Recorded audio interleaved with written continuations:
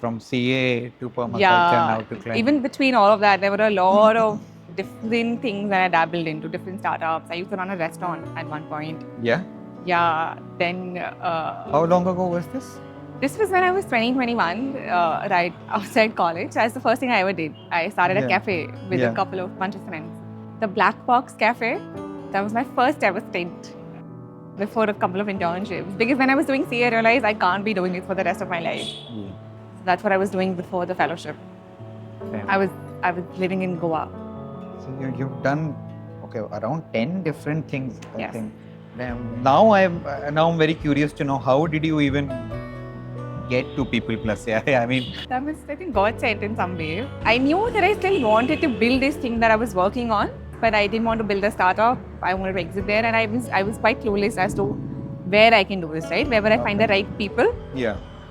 And I ironically saw the fellowship application landed on the same community group, and that's where I just saw this application and I read it, and I was like, it cannot. Like, I realized it felt like it was made for me. Okay. Building Custom open tailored. source tech, and then I applied, and then I came here. So what are you exactly working on? Could you tell us in brief? Yeah. So the project today, it's called ConsumeWise.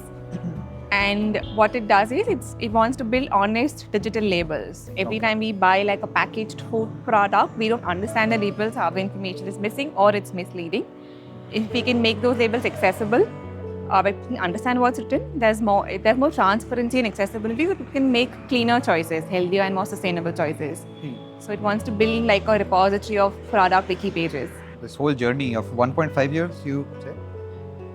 What are those? If you had to, just pick one at least. So there was a huge learning curve in understanding how our tech solutions actually deployed on ground, right? Like what we see, we don't understand what really goes behind it. And even before this, I was with a lot of startups and innovation. And then there is this whole like innovation and new business models and new products and disruption and all of that.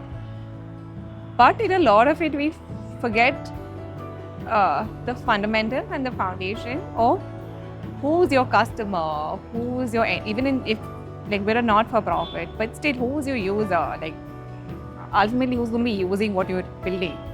Like that's key in anything that you do. Otherwise, you're just going to be creating in silos, and it's never going to be.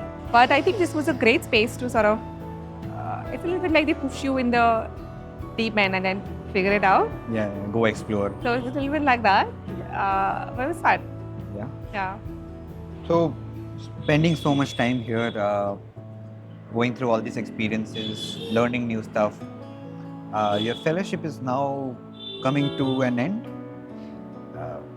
What's next? I think after having been through everything, good, bad, ugly, I think I'd still want to do it. Like if I could, if somebody asks me, would you not do this? I'm like, no. Like this was a very transformative experience for me, and I've taken a lot from it. So I'm really trying to find my space, because after doing something so unique and after having so much creative freedom and the scale and the promise of what was possible, I think it's going to be hard to find something like this again. Yeah.